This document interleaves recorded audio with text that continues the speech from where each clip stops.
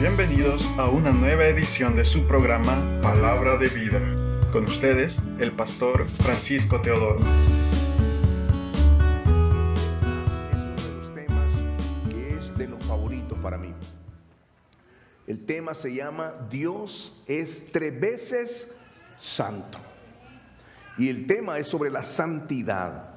Esto es algo muy hermoso porque como cristianos debemos de darnos cuenta que la naturaleza de un cristiano, la característica de un cristiano es acercarnos a Dios, es buscar. Y a medida que vamos en ese camino, cada vez vamos buscando más de su santidad.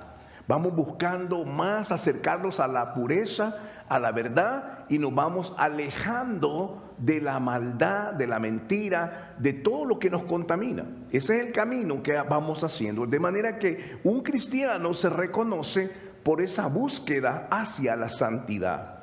Porque, ¿qué es un cristiano sin santidad?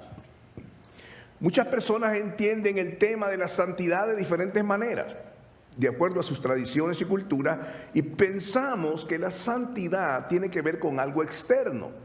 En realidad tiene que ver con la parte interna del corazón que se refleja en la parte externa. Y esto es como la santidad conviene en la casa de Dios. La palabra de Dios dice, sin santidad nadie verá al Señor. De forma que no hay manera de evitar, tenemos que buscar la santidad. La característica de un cristiano viene a representar como la palomita. Si usted le pone alpiste y al otro lado le pone un animal muerto, esa palomita va a venir al alpiste, porque esa es la naturaleza.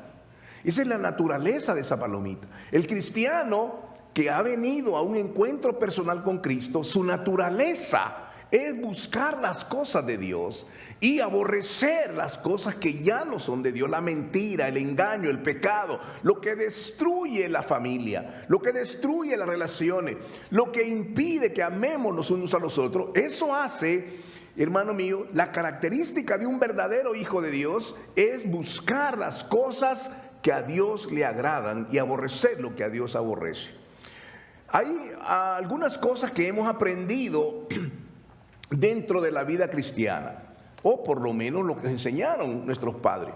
¿Recuerdan ustedes que nos enseñaron a orar cuando la oración de Jesús, los discípulos llegaron a Jesús y le dijeron, enséñanos a orar? Y Jesús dijo, bueno, cuando oren, oren de la manera siguiente. Padre nuestro que estás en los cielos. ¿Y qué sigue? Santificado sea tu nombre.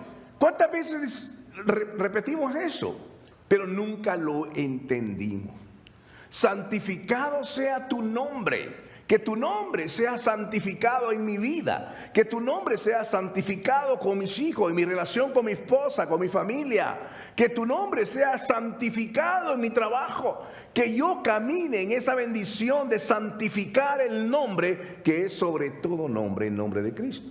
De manera que tenemos que entender que esa oración tiene que ver primero con la santidad de Dios. Allá en el cielo, los ángeles le dicen a Dios, santo, santo, santo.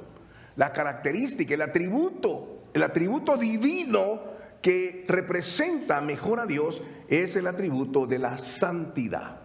Hay 5 atributos divinos que podríamos mencionar y hay atributos morales de Dios.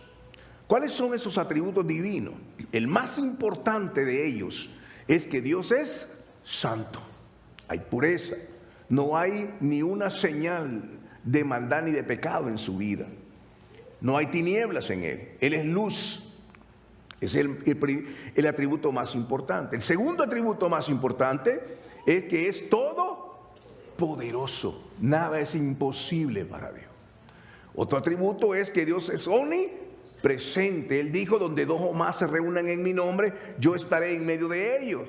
¿Cuántas veces nos ha pasado por arriba eso? Tenemos problemas y en la familia tenemos que orar unos por otros. Pero olvidamos eso. Otro es que Dios es eterno. Allá en la vida espiritual, en donde Dios está, no hay tiempo. Es eterno. Dios es eterno. Es omnisciente. Él sabe todo.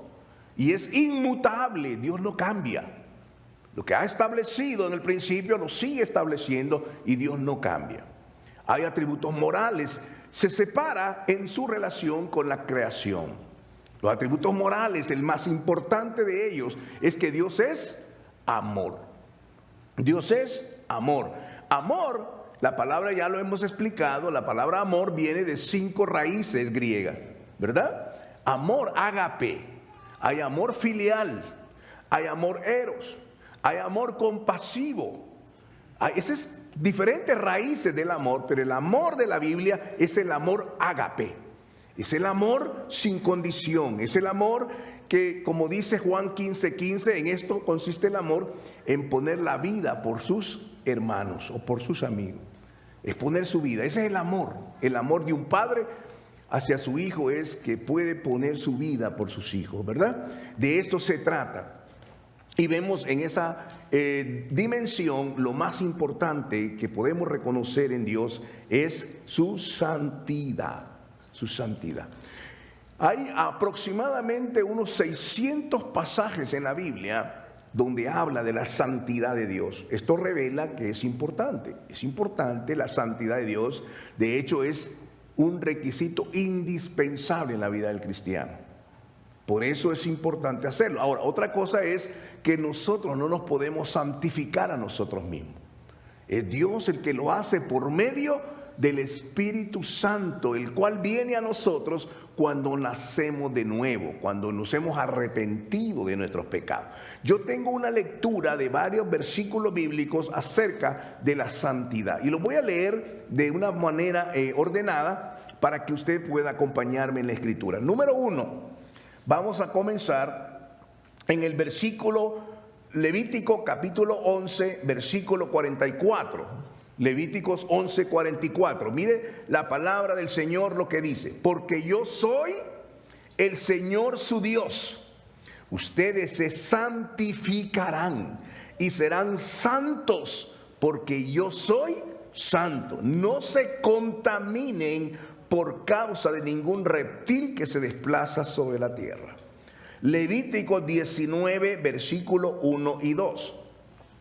El Señor habló a Moisés diciendo: habla a toda la congregación de los hijos de Israel y diles: sean santos, porque yo, el Señor su Dios, soy santo.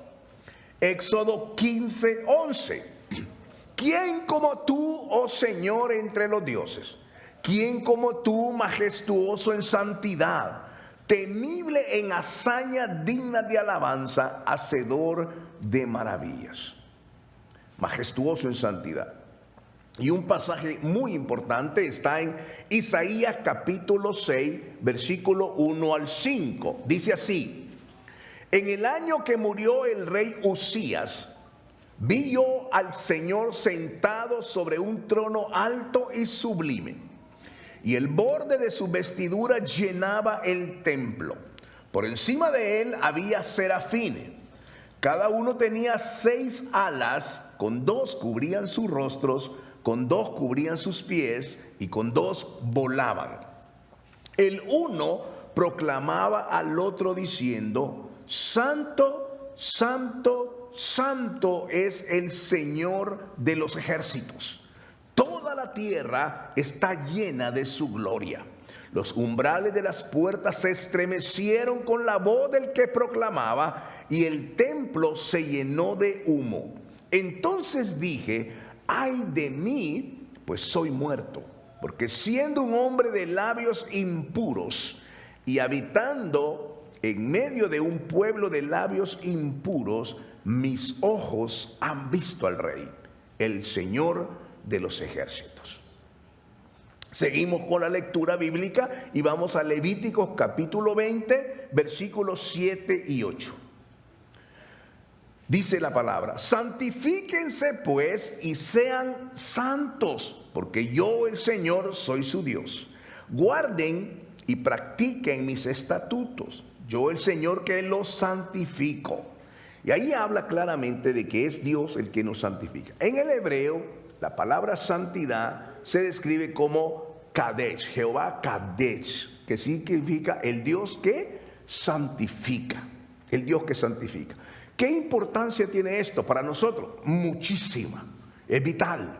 ¿Por qué? Porque en la medida que avanzamos en el camino de la santidad, las bendiciones se van haciendo más evidentes. Las oraciones van teniendo mejores resultados. La alabanza trae la presencia de Dios. Porque un corazón impuro no puede traer la presencia de Dios. En el Antiguo Testamento, el sumo sacerdote tenía una vestidura muy especial de parte de Dios. Este sumo sacerdote, una vez al año, entraba al lugar santísimo. Recuerde que el tabernáculo tiene 3 partes: el atrio, el lugar santo y el lugar santísimo, que es el lugar más, más íntimo de Dios, donde Dios se manifestaba. Este sacerdote, si ese sacerdote entraba a ese lugar contaminado por el pecado, ese hombre moría en ese lugar. Le ataban a su tobillo una cuerda. Y si ese hombre moría ahí, tenían que jalarlo de la cuerda, porque ese hombre tenía que estar santificado. Se preparaba. Ese hombre sabía que ese día no había nada más sublime que venir al mismo trono de Dios. Y Dios se mostraba ahí. Ahora tenemos a nuestro sumo sacerdote, que entró hasta el santuario por la sangre del Cordero Dios. Y Dios tomó a cada uno de nosotros de la mano y dijo: ven conmigo. El Señor, el Cordero de Dios, te tomó de la mano, así como estabas, lleno de temores y lleno de problemas y tantas cosas. Y entonces te toma de la mano y te lleva al mismo lugar de la santidad de Dios. ¿Para qué? Para que tus ojos se abran y vean la grandeza, el propósito por el cual tú fuiste creado. Entonces había tal reverencia cuando entrábamos al templo de Dios. Los sacerdotes, hermano, hasta sus partes internas de su vestidura eran perfectamente diseñadas por Dios.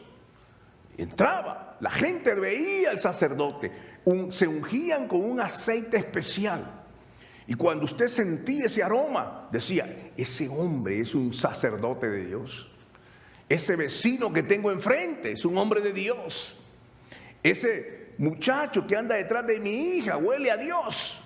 No huele a un peludo marihuanero, sino a un hombre de Dios. A un hombre de Dios. Ese matrimonio, qué ejemplo, qué bonito, cómo se tratan, cómo se relacionan. Ellos honran a Dios. Alguien dígame. Porque, hermano, eso era en el Antiguo Testamento. Ver con qué grandeza Dios obraba. Ahora bien, esta vestidura tenía dentro de su vestidura, ¿verdad? Se ponía el efod, su vestidura. El efod, las piedras, que tenía 12 piedras que representaba una cada tribu, pero en su cabeza tenía una mitra. Se ponía una mitra. Dentro de su frente, aquí en la frente, tenía una diadema. Se llamaba la diadema santa. ¿Qué tenía en la diadema aquí? Tenía una frase. Esa frase es tan valiosa que decía: santidad a Jehová. Eso decía la diadema. Hermanos míos, tengo una cantidad de diademas de oro allá afuera para que aquellos que quieran vivir en santidad delante de Dios. Porque esa diadema refleja la vida: yo soy del Señor, yo glorifico a Dios. Y significaba: yo estoy consagrado al Señor. Eso significaba. Cuando usted presenta a sus niños aquí, está diciendo: mi niño está consagrado para el Señor, ¿verdad? Imagínese, hermano mío, que yo estoy usando esta plataforma, este púlpito, ¿verdad? Lo uso para presentar la palabra del Señor, ¿de acuerdo? Está el púlpito. De repente, voy a usar un poco la imaginación, Viene un político por ahí y me dice: pastor, fíjese que tengo un meeting allá afuera, allá por el parque, ¿me prestaría este púlpito para poder yo hablar todas mis promesas que hacen los políticos? ¿Qué haríamos nosotros? ¿Le prestamos ese púlpito? ¿Quién se lo prestaría? Vaya, bajen la mano. Por supuesto que no. ¿Por qué? ¿Por qué no se lo prestarían? Porque este púlpito está consagrado para Dios. Y lo que está consagrado para Dios es para Dios. Si esto sale de aquí y hace otro uso, ya dejó de estar consagrado para Dios. Imagínense, tenemos ahí a un muchacho tocando el piano y canta alabanza el domingo, pero el sábado viene de un bar. ¿Ah? Y me dice: pero yo tengo que estar en el bar porque trabajo. Y canta canciones mundanas y luego viene el domingo y canta aquí. ¿Está consagrado para Dios? No. ¿Por qué? Porque lo que es de Dios es de Dios y lo que es de César es de César. Es de Dios, ¿me dan cuenta? Ahora vamos a entender este pasaje. Vayamos a la Escritura y vayamos, hermano mío, al libro donde está el segundo libro de Crónicas, capítulo 26, y vamos a leer del 1 hasta el 5. Segundo libro de Crónicas 26, del 1 al 5. Cuando usted lo encuentre, dé un buen amén. Parece que no trajeron la Biblia hoy. Hermano, a la iglesia tenemos que traer la Biblia. Mejor deje los zapatos, pero no traiga la Biblia. Miren lo que dice la palabra del Señor. Leemos Segunda de Crónicas, capítulo 26, del versículo 1 al 5. Esa diadema representaba santidad, significaba consagración y también significaba autoridad. Es lo que Dios nos ha dado en la cruz.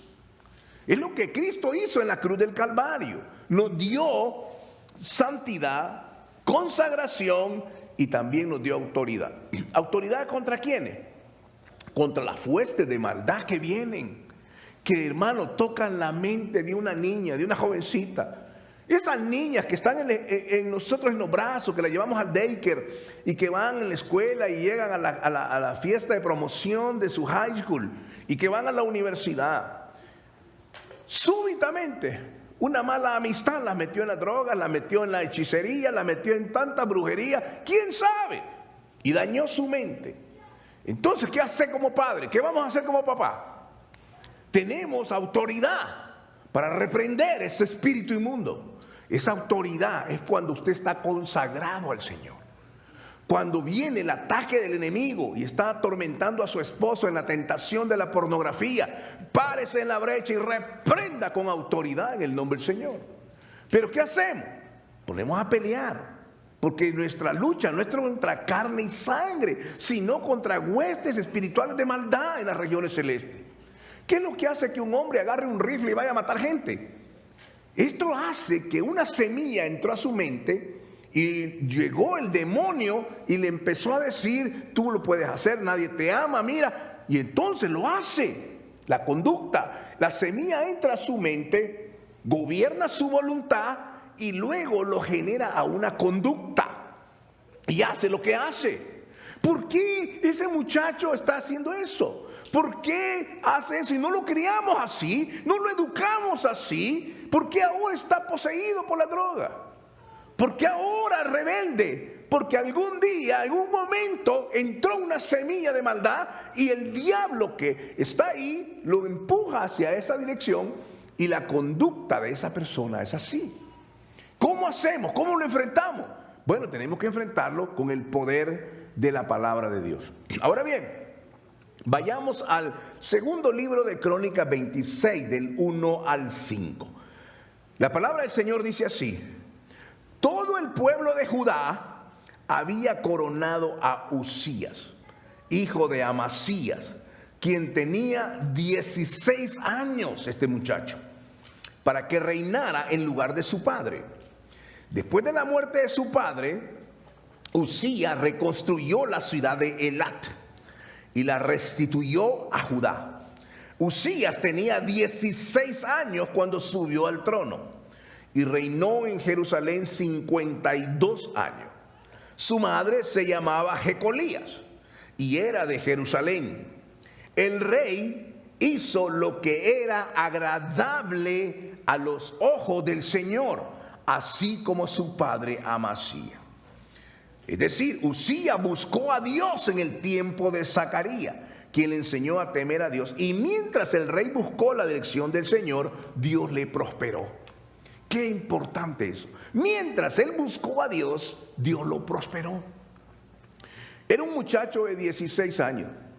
¿Tenemos algún muchacho de 16 años aquí o solo yo? ¿Ah? Hermano, de 16 años. ¿Qué piensa uno, un muchacho de 16 años? Solo piensa en la locura de su vida. ¿Me entiende? Pero ¿qué es lo que está sucediendo? Llega a la posición de un rey. Y él tiene un mentor llamado Zacarías y lo va guiando en el pasaje. ¿Qué enseñanza nos va a dar esto? Nos va a dar enseñanza de que este hombre fue mejor en la adversidad que en el éxito.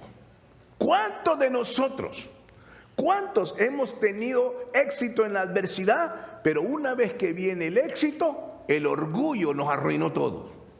No solo es comenzar la carrera, sino es terminarla con gozo. Entonces, sigamos leyendo y porque el pasaje es largo, voy a avanzar hasta el segundo libro de Crónicas 26, del 16 hasta el 21. Dice la palabra del 16 hasta el 21. Dice así: pero cuando llegó a ser poderoso Usías, también se volvió orgulloso, dice ella. Se volvió orgulloso. Dice hasta corromperse su corazón. Bueno, se enalteció.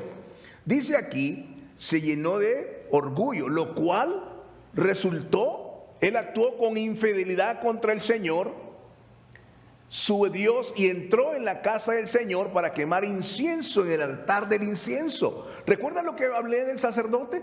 Solo los sacerdotes tenían que hacerlo, nadie más.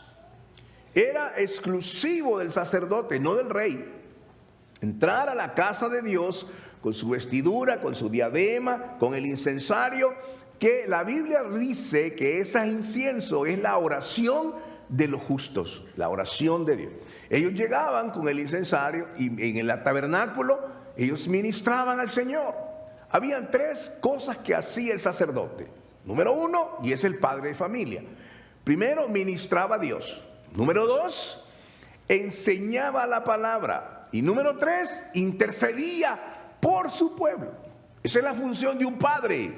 La función de un papá es, primero, tiene que ministrar a Dios, porque no puedes dar lo que no tienes. No puedes dar lo que no tienes. ¿Cómo vas a bendecir a tus hijos si no tenés la bendición de Dios? ¿Cómo? ¿En base a qué? El presidente de los Estados Unidos dice, Dios bendiga América. Eso es palabra vacía, porque no ha ministrado a Dios primero. El padre tiene que ir a Dios primero, recibir de Dios y dar a su familia. Es lo primero que hacía el sacerdote. Número dos, enseñaba la palabra. Y número tres, intercedía por ellos. ¿Cómo lo hacía? A través del sacrificio. Traía la ovejita y la sacrificaba. Él venía a ser como un intermediario. Es lo que el sacerdote hace. El padre de familia no solamente está ahí para darle de comer a sus hijos. El padre de familia está ahí para ser un sacerdote de su casa. Alguien dijo amén, por lo menos aquí. ¿Alguien está entendiendo aquí?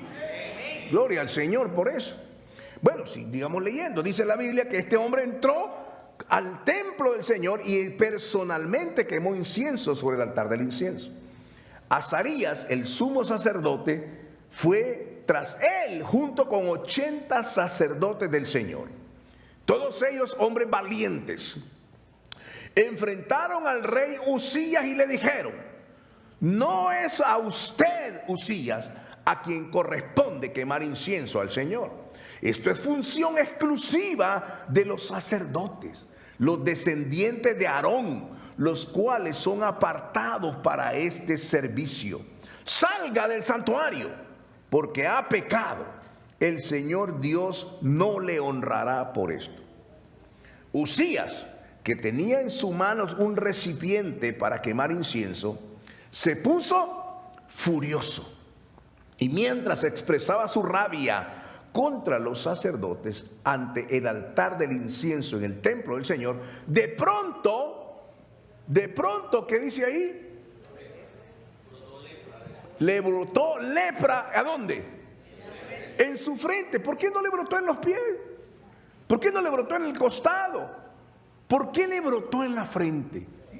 ¿Quién lo hirió? Dice, le brotó lepra en su frente en presencia de los sacerdotes en la casa del Señor junto al altar del incienso.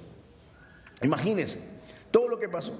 Y dice la palabra del Señor, cuando Azarías, el sumo sacerdote, y los demás sacerdotes vieron la lepra, lo sacaron del templo a toda prisa.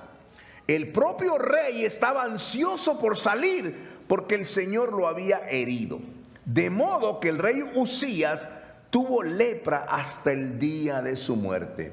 Vivió aislado en una casa aparte porque fue excluido del templo del Señor.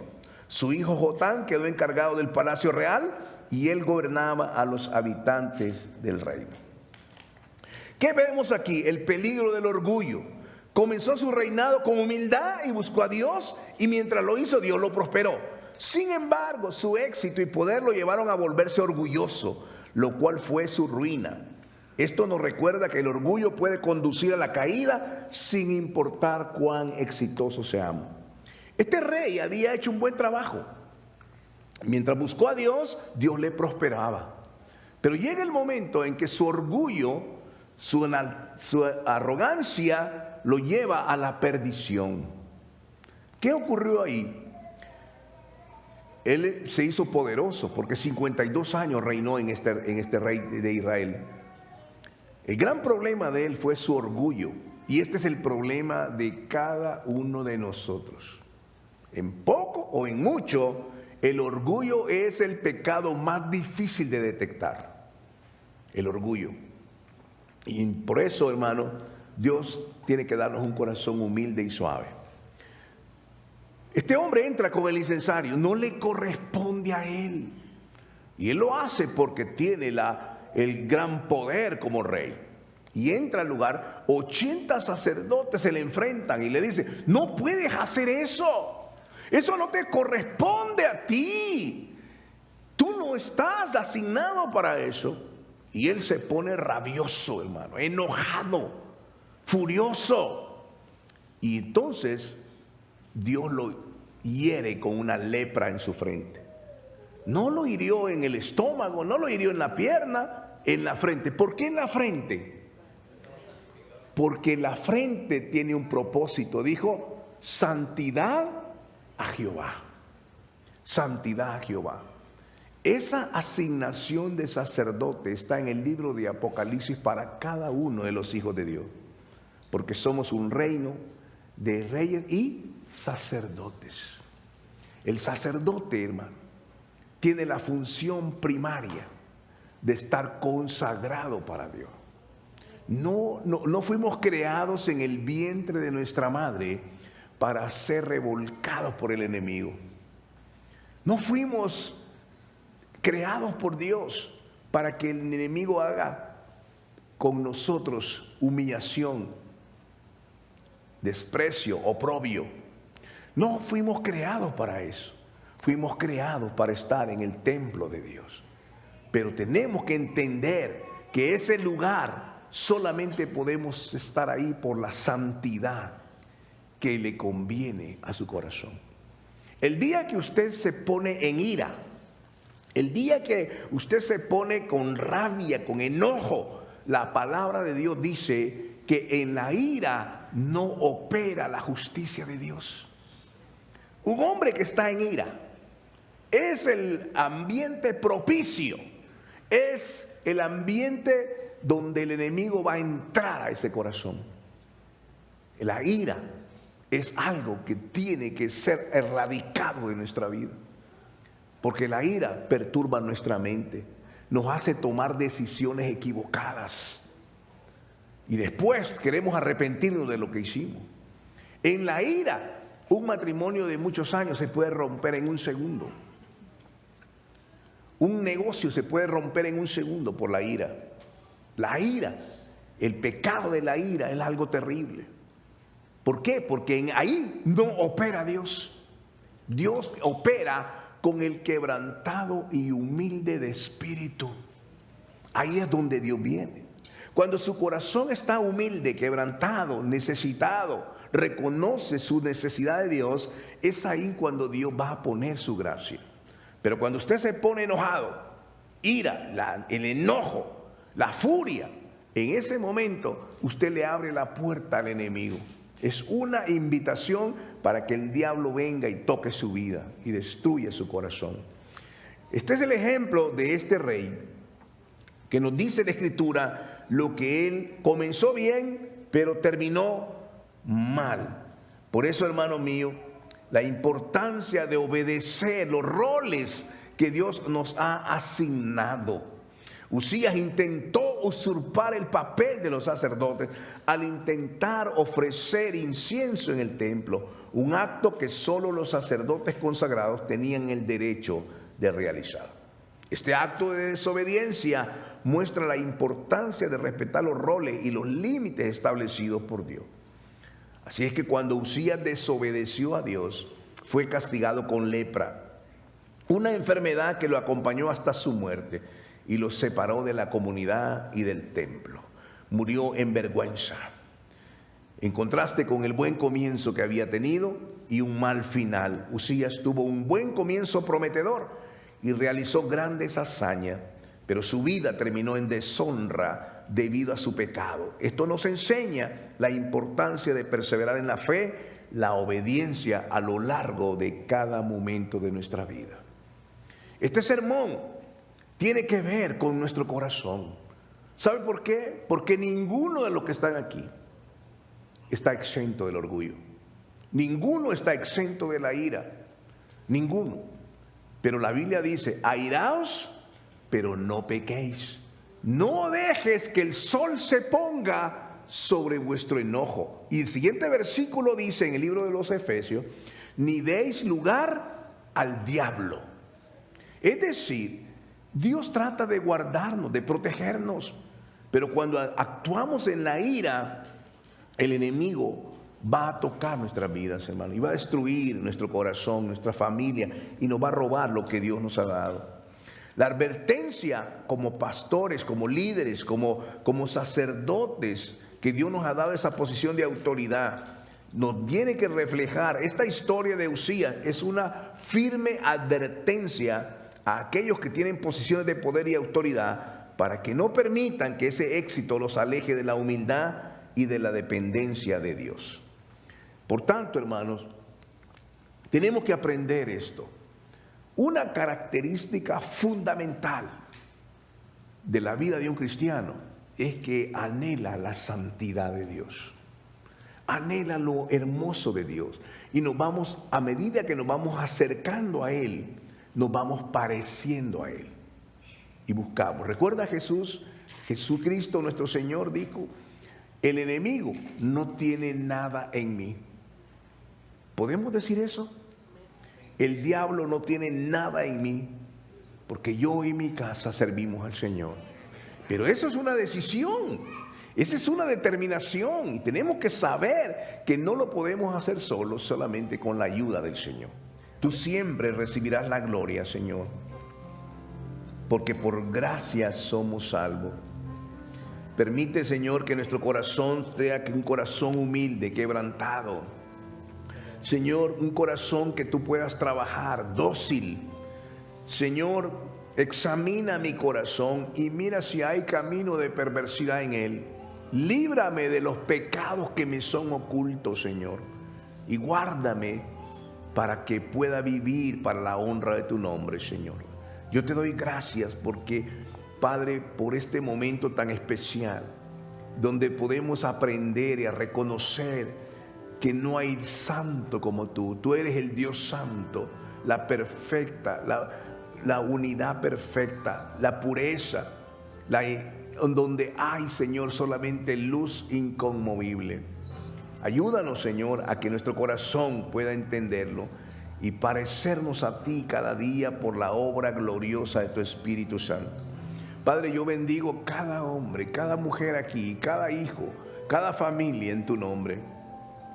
Que ese Dios santo y poderoso, que el propósito de Dios es santificarnos, Señor, y que podamos llegar delante de ti el día que lleguemos sin nada de qué avergonzarnos.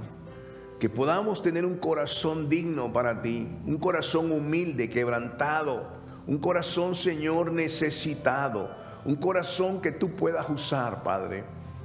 Dios del cielo, como ministro del Evangelio de Jesucristo, como siervo del Dios Altísimo. Padre, yo bendigo cada vida hoy aquí, en cada una de sus necesidades. Súplelas, Señor, fortalécelos. Señor, que cada uno entienda que esa diadema de oro tú la has puesto el día que pusiste tu Santo Espíritu en nosotros. Y ahí está en la frente, porque guarda nuestros pensamientos en ti, Señor. Cada pensamiento es llevado cautivo en obediencia delante de la cruz. Señor, que tengamos conciencia de esa diadema que dice santidad a Jehová. Santidad a Jehová, consagrado al Señor, que tenemos la autoridad divina del Señor, que tenemos la santidad del Señor, porque la santidad, sin ella, nadie te puede ver, Señor. Padre Celestial, en el nombre de Jesús. Hemos llegado al final de su programa Palabra de Vida. Le invitamos a mantenerse en sintonía de nuestra próxima edición. Asimismo, le invitamos a interactuar con nosotros en nuestra página de Facebook Palabra de Vida y en el canal de YouTube del Pastor Francisco Teodoro. Que Dios les bendiga.